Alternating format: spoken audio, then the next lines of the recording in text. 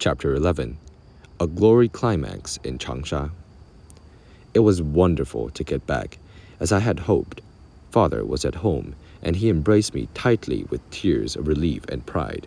When I took out my treasures, he found a glass frame from my handprint and hung it up where the Shapiro horse had been, and poured the water into the prettiest bottle he could find. An old medicine container washed clean. He placed this and the dirt on a little stand before the picture of Chairman Mao, neatly labeled for all the world to see. Father wanted to hear everything about Peking, for it had been years since he had been there as a reporter. I was anxious to hear about the family fortunes, so I spoke quickly and interrupted myself with questions for him. Now that Father didn't have to go criticize himself and was free to stay at home reading Chairman Mao and talking with people, he was really quite well informed about the situation in Changsha. In February and March of 1967, the rebels had suffered a turn in their luck. Worries about the chaos of the preceding autumn, Chairman Mao had ordered a local army unit into the conflict. But to his dismay, many of them had supported the conservatives. The Cultural Revolution Directorate, bowing to pressure from old Peking party leaders, had acquiesced to the suppression of the rebels. In Hunan, the army has labeled as counter-revolutionary the major coalition rebel groups, the Xiang River Wind and Thunder Group, and the Workers' Alliance. They arrested a lot of the rebel leaders. The struggle continued, of course, but in a more subdued manner. Liang, my father, sighed. Certainly hadn't give up. She was enraged at the setback suffered by her group. The old provincial committee structure may have been destroyed, but many of the old leaders have their power back again as if nothing had happened. The student groups which had spearheaded the Cultural Revolution, meanwhile, had long ago disbanded and were no longer a force in their own right. Many people had come to hate the old leaders for their bureaucratism and abuses of power, and the majority supported the rebels. The conservatives were nevertheless all but untouchable, for they had been given weapons by the army and were secure in their bases in the colleges and universities on the west bank of the Xiang River. There was no bridge in those days, and attackers in boats were very vulnerable. So, for the most part, people contented themselves with shouting at each other angrily through huge distances. For several months, the city was split in two, no one daring to cross the river for fear of being taken as a scout of the other side. There had been skirmishes, however. Liang Fang's group had been involved in some fighting, and she was now carrying a gun seized from the conservatives. Although Father's own life had become quite peaceful, he had been extremely worried about her, especially since the night her group had gone across the river to attack the Institute of Mining and Metallurgy, and 2 of her classmates had been killed. Soon after my return, the power suddenly shifted in favor of the rebels. Chairman Mao and the Cultural Revolutionary Directorate broadcast their support and sent the national-level 47th Army to help them. The conservatives knew it was all over. Most of them fled on foot to Xiangtan, Zhuzhou, and other outlying towns, while the rebels flocked to the West Bank to recover the universities and sweep away the last holdouts. Liang Fang was going over every day, but Father urged me to stay at home with him and Liang Weiping. Since the army's involvement, many people were armed, and there were numerous accidents because nobody knew much about using guns. Father promised that we could read together every day, but he did not realize that I had already outgrown that kind of thing. There was no way I was going to stay indoors with political action going on. One morning, I had just left the newspaper compound when I noticed a large crowd standing around the propaganda case by the gate. There was a photographic display of what the rebels had found on the West Bank, including pictures of corpses beaten to death by the conservatives, bruised and disfigured faces, and something so horrible I could hardly recognize what it was. A male body with a bloody stump where its sex organs had been.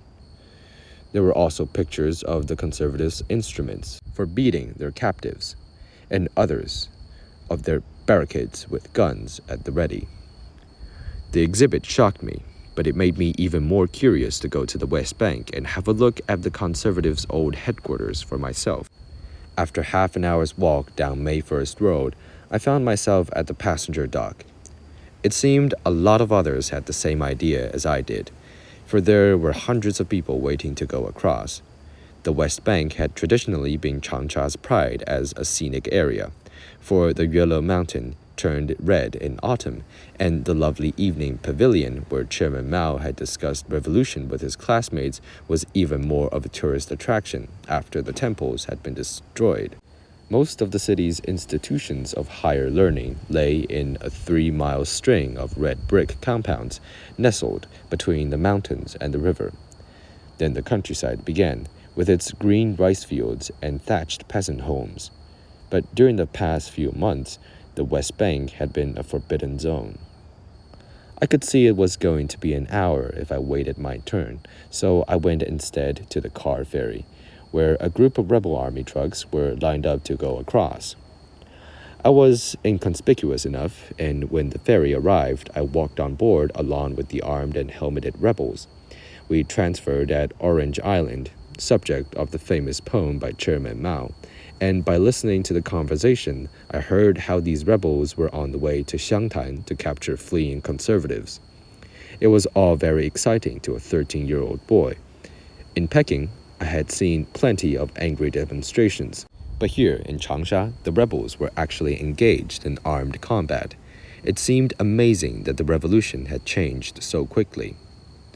The ferry pulled up at last at the little town of Rongguan, a ramshackle collection of deserted-looking peasant houses, all covered with slogans calling on the conservatives to give up and turn in their arms. The rebels piled into their trucks and drove off south down the road. I followed on foot with a crowd of curiosity seekers to the first college, the Hunan Teachers College. The rebels were having their revenge. All the conservatives' office windows were broken. The broadcast systems had been knocked down and wires were lying about, and piles of paper and flags lay smoldering everywhere. I followed some people into a classroom building and peered into rooms where unlucky conservatives were being beaten with leather belts. The rebels' hatred frightened me. Some of the captives seemed nearly dead and were bleeding heavily, but I knew how much the rebels detested the conservatives for the way they and the army had used their power to suppress their enemies. The ordinary people were at last taking their revenge, rightfully, no doubt, on that collection of toadies, model workers, people with good political performances, and party members. I had planned to go on to Hunan University, but a rebel with whom I struck up a conversation warned me not to. Some of the conservatives were still hiding out in the basements, and they had guns they were not afraid to use. He seemed friendly, so I decided to ask him about what the rebels would do with the conservatives when they captured them and brought them back from Xiangtan.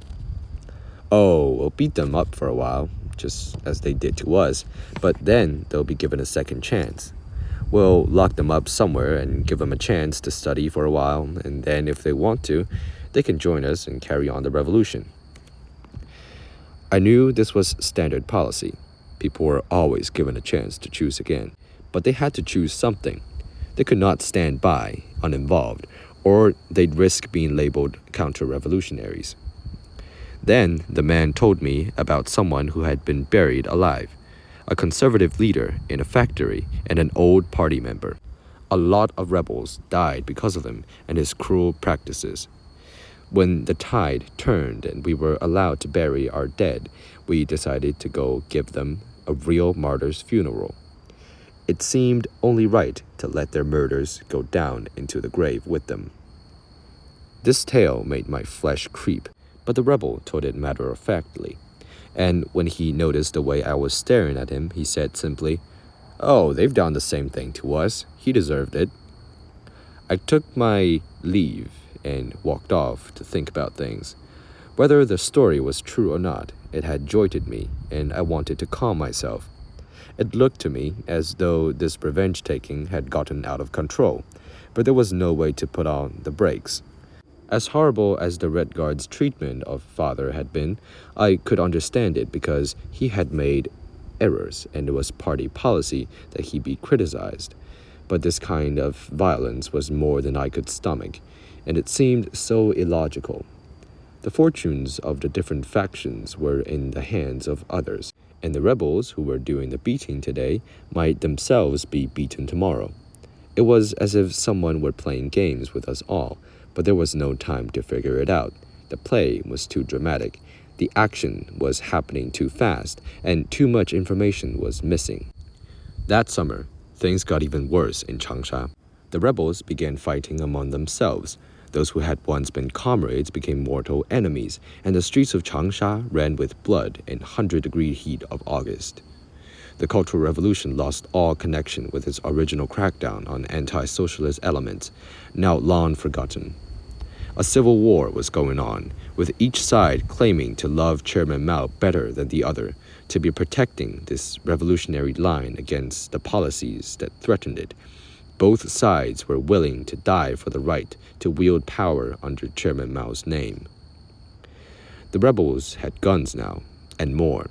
They had grenades and bayonets and machine guns and cannon and tanks and anti-aircraft missiles, all the weapons that China's military arsenals had to offer.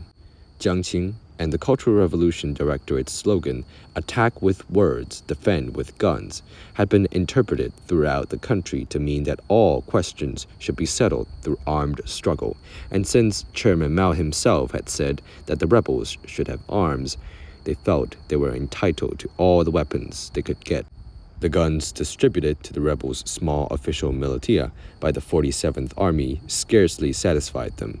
They added what they had seized from the conservatives, stole from the local militias, stopped trains for weapon shipments, broke into arsenals, and attacked military bases. Then they started shooting at each other in order to decide arguments about who was going to be in charge. The Moderate Workers' Alliance was the huge faction cooperating with the army. Their opponents were the Xiang River Wind and Thunder Group, which wanted to seize power from the military. But the real issue was the apportionment of power, the power to run the great proletarian cultural revolution in all of Hunan province. Hundreds of thousands of Hunanese workers and students found themselves caught up in a battle for very confused goals. With our wise and beloved Chairman Mao at the center of this conflict, it was during this gory climax that people began to realize that the Cultural Revolution could never make sense. It was absolutely terrifying. Bullets whistled in the streets, and the roar of a motorcycle or the wail of a siren meant violence and tragedy. The gateways of many units had broad white lines drawn across them, and armed guards waited on the other side to shoot anyone who stepped across without permission. There was a 9 p.m. curfew, and no one wanted to go out during the day unless he had to. There were many reports of the deaths of innocent vegetable buyers by stray bullets. People crisscrossed their windows with tape to prevent their shattering as the city shook with explosions and gunfire, and at night the sky flashed light and then dark with the passing of rockets. Every evening, Father pushed the heavy bureau up against the door and sat down in this old bamboo chair with the volume of Chairman Mao's selected works open on his lap. His broad brow knitted in concentration, but he never read anything, for the sounds of war in the city beyond disturbed him. Then some alarm would sound, warning us to turn off all the lights, and we would wait in darkness, wondering if this time the newspaper would succumb to attack, and what our fates would be. Every unit was claimed by one of the factions, and the Workers' Alliance controlled ours. They wore white handkerchiefs tied to their arms so we could recognize them in times of trouble. When the lights-off alarm sounded, I used to go to glassless windows, which hadn't been fixed since the rebels' children had thrown their rocks, and in the moonlight or by the light of the flares, I would sometimes see a band or a sentry of rebels going somewhere, the lighting glinting off their helmets and guns, their white handkerchiefs like luminous shades. Beneath his immediate terror, Father was profoundly troubled. It seemed impossible to him that Chairman Mao could approve such violence, and he could not understand why it was that everyone seemed to have guns, or why they were fighting at all. There was no social order, he complained again and again. Those who were supposed to be protecting the peace were contributing to the chaos. Even the police and procuratorial organs had gone to war. One blazing morning, I went out to buy kerosene to use when there were shortages of electricity. Father wanted to go himself, but I insisted, for I had been cooped up inside for days and was itching for a look at the city. Cautioning me to stay near the walls when I walked down, and to run home at the first sign of trouble, he finally let me go. The road just beyond the gate was usually a busy thoroughfare, but normal traffic had ceased and it was empty except for an occasional army truck and a few fast-pedaled bicycles. I was glad to be outdoors and felt more excited than nervous. I walked a few blocks to the straw and bamboo product store, and with a ringing voice I called for the salesperson. The old woman emerged reluctantly and quickly filled my glass bottle, disappearing again into the brooms, mats, baskets, and feather dusters like a rat into a pile of rice straw. She did not dampen my spirits, though, and I whistled as I rounded the corner back onto the road, swinging my bottle in my net bag. Then suddenly, too suddenly, 50 or 60 men carrying machine guns ran past the gate of the Hunan Daily toward me. A short man in black carried the flag with the words, Young People's Bodyguard Squad, on it, the name of one of the groups in the Xiang River Wind and Thunder faction. I instinctively flattened myself against the wall, and a number of people leaped for their bicycles in fear. When the men were almost abreast of me, they opened fire, aiming off down the road into the distance, shaking with the vibrations of their guns. The enemy was out of sight, but it responded with force. The bullets whizzed through the air, and as if everything were in slow motion. The flagman fell in front of me and rolled over and over like a lead ball. The flag never touched the ground. Someone caught it and raised it, hardly breaking stride. Then he crumpled and rolled, and someone else seized it and carried it forward. They never hesitated to take their places in the front line, always running erect and proud, then falling and rolling. The pool of blood widened to within a few feet of my bare toes. I thought I would vomit. At last there was too much blood for the Young People's Bodyguard Squad, too, and they retreated to the nearest shelter. This happened to be Hunan Daily, now apparently abandoned by the Workers' Alliance, which must have been behind the invisible guns at the other end of the street. Those of us on the near wall were actually lucky, for we could inch our trembling ways towards the gateway ourselves. But those on the other side were stranded, and I recognized the neighbor of ours across the way, clutching her sack of rice in terror. I did not dare to run home. Instead, I cowered by the tall office building with the other non-combatants. Other bodyguard squad members were waiting inside our gate with trucks and stretchers as wounds were staunched and bandaged. Those still unharmed reloaded madly, breaking open huge wooden crates and spilling the long pointed bullets in random hillocks on the ground. There were a number of army men at the gateway, but since official policy was neutrality, they neither helped nor interfered.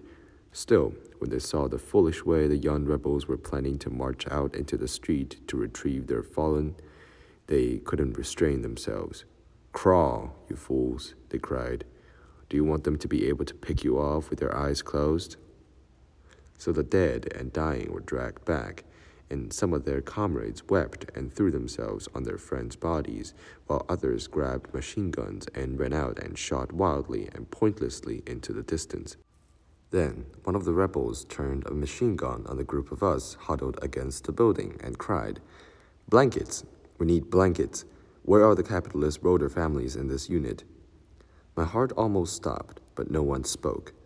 Unbelievably, our tormentors of the preceding months did not betray us. We children with problem parents froze there with white faces. But no one was heartless enough to loose on us, these fanatics. Driven mad with grief and fury, the man shot a warning burst of bullets into the air, then cried impatiently, "All right then, where's the clinic?" "I'll take you," a worker said, and they were gone. In the meantime, 3 shining black cannon had been taken off the trucks, and the rebels were trying to get the soldiers to show them how to use them. The soldiers were refusing, and voices were loud and angry. The cannon looked splendid and terrible, for the sort intended for use in Vietnam against the American imperialists. Finally, the rebels despaired of enlisting the aid of military and decided to go ahead without instruction. They shot 3 times, but each time the shell went wildly astray, one exploding through the roof of the black-tiled roofs across the way, another landing in the road, another smashing directly into a car parts factory. At the time, I found this vaguely amusing, but later it seemed much less so.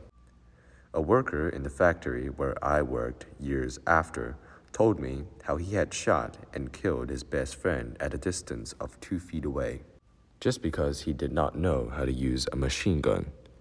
Children were run down by drivers who couldn't tell the difference between a brake and an accelerator. Men blew themselves up with bombs and grenades. Groups set fire to their own headquarters.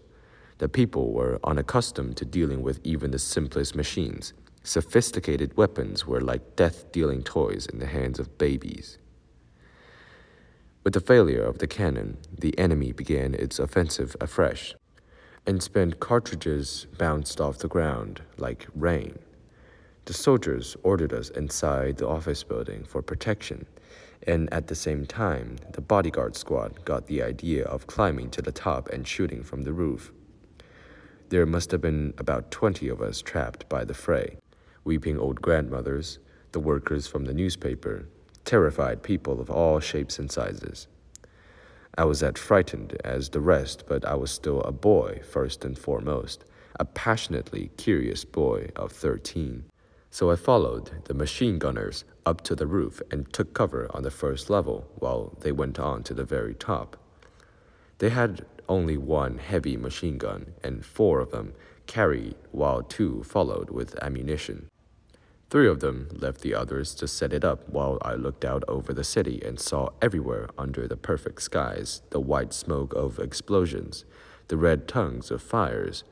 Bullets echoed from all directions, many from the Martyrs' Park with its glistening white monument, taller than anything in the whole city. The machine gunner aimed not towards this, but down along the road, towards the side of their original skirmish. He would have done better to reconsider the situation, remembering that the Workers' Alliance cooperation with the army had brought them expertise and better weapons. Perhaps he did not know that the monument to the martyrs was in the hands of his enemies.